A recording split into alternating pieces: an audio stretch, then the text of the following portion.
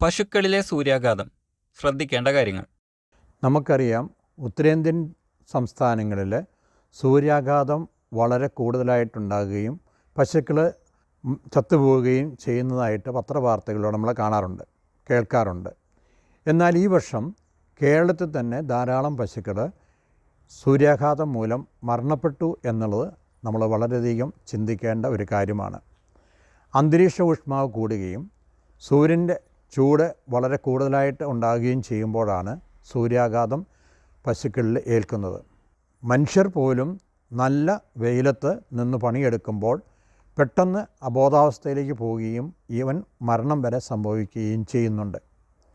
അപ്പോൾ ആ തളർച്ച വരുന്ന മനസ്സിലാക്കാൻ സാധിക്കാത്ത ഒരു മൃഗത്തിൻ്റെ കാര്യമോ, നമ്മൾ അശ്രദ്ധ മൂലം പശുക്കളെ നല്ല വെയിലത്ത് കൊണ്ടേ കെട്ടി രാവിലെ കൊണ്ടേ കെട്ടിയിട്ട് വൈകിട്ട് അഴിച്ചുകൊണ്ട് വരാൻ ചെല്ലുമ്പോഴായിരിക്കും പല പശുക്കളും മരിച്ചു കിടക്കുന്നതായിട്ട് കാണുക.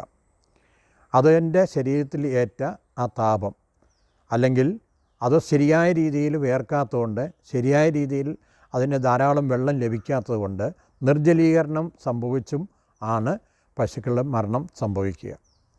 നമ്മൾ ശ്രദ്ധിക്കേണ്ട കാര്യങ്ങൾ: ഒന്ന്, നല്ല വെയിലത്ത് വളരെ പ്രത്യേകിച്ച് ഉച്ച സമയങ്ങളിൽ പശുക്കളെ പുറമെ കെട്ടാതിരിക്കുക. കഴിവതും മരത്തിൻ്റെ ചുവടുകളിലോ അല്ലെങ്കിൽ രാത്രി അല്ലെങ്കിൽ ഏർലി മോർണിംഗ് ആൻഡ് ഈവനിങ് സമയത്ത് മാത്രമായിട്ട് പശുക്കളെ മേയാൻ അല്ലെങ്കിൽ പറമ്പിൽ കെട്ടുവാനായിട്ട് ശ്രദ്ധിക്കുക. തൊഴുത്തിൽ കിട്ടുന്ന പശുക്കൾ തന്നെയാണെങ്കിൽ നമ്മൾ തണലുള്ള അല്ലെങ്കിൽ മരങ്ങൾ വെച്ച് പിടിപ്പിച്ചിട്ടുള്ള സ്ഥലങ്ങളിൽ തൊഴുത്ത് പണിയാനായിട്ട് ശ്രദ്ധിച്ചാൽ തൊഴുത്തിനകത്ത് ചൂടിൻ്റെ അളവ് കുറയ്ക്കാൻ സാധിക്കും. അതേപോലെ തന്നെ നല്ല ചൂടുള്ള സമയത്തിൽ നമ്മൾ ആസ്പെറ്റോസ് ഷീറ്റൊക്കെയാണ് അല്ലെങ്കിൽ ടിൻ ഷീറ്റ് ഇട്ടാണ് മേൽക്കൂരയെങ്കിൽ ഇടയ്ക്കിടയ്ക്ക് വെള്ളം സ്പ്രേ ചെയ്യുന്നത് തൊഴുത്തിലെ ചൂട് കുറയ്ക്കാനായിട്ട് നല്ലതാണ്, ആസ്പെറ്റോസിൻ്റെ മുകളിൽ അല്ലെങ്കിൽ ഷീറ്റിൻ്റെ മുകളിൽ. അതേപോലെ തന്നെ പശുക്കളുടെ മുകളിൽ നല്ല ചൂടുള്ള കാലാവസ്ഥയിൽ ഇടയ്ക്ക് ഒന്ന് വെള്ളം സ്പ്രേ ചെയ്യുകയും തൊഴുത്തിനകത്ത് ഫാൻ വെച്ച് പിടിപ്പിക്കുന്നതും നല്ലതുമാണ്.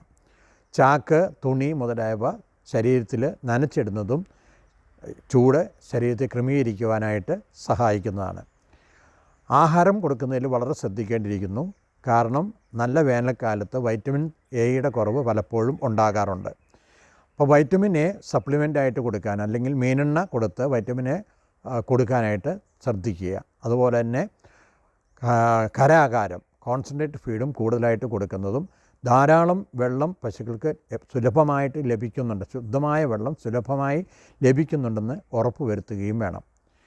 ഹീറ്റ് സ്ട്രോക്ക് കുറയ്ക്കാനായിട്ട് 50 ഗ്രാം സോഡ ബൈകാർബ് അല്ലെങ്കിൽ അപ്പക്കാരം ലായനിയായിട്ട് കൊടുക്കുന്നത് വളരെ നല്ലതായിട്ട് കാണുന്നുണ്ട്.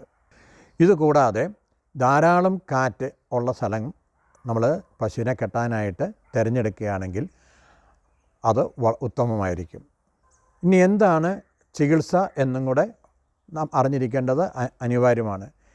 ഒരു പശു പെട്ടെന്ന് അല്ലെങ്കിൽ സൂര്യാഘാതം മൂലം വീണ് കിടക്കുന്നത് കണ്ടു കഴിഞ്ഞാൽ ആദ്യം ചെയ്യേണ്ടത് ധാരാളം വെള്ളം ഉപയോഗിച്ച് അല്ലെങ്കിൽ ഐസ് ഉപയോഗിച്ച് അതിനെ നന്നായിട്ട് തണുപ്പിക്കുക എന്നുള്ളതാണ്. ചെരിഞ്ഞ് കിടക്കുന്ന ഒരു പശുവാണെങ്കിൽ അതിന് ശ്വാസം മുട്ടാതിരിക്കാനായിട്ട് അതിന് നേരെ കിടത്തുകയും അത് ശ്വാസം നന്നായിട്ട് വിടുന്നുണ്ടെന്ന് ഉറപ്പ് വരുത്തുകയും ചെയ്യുക.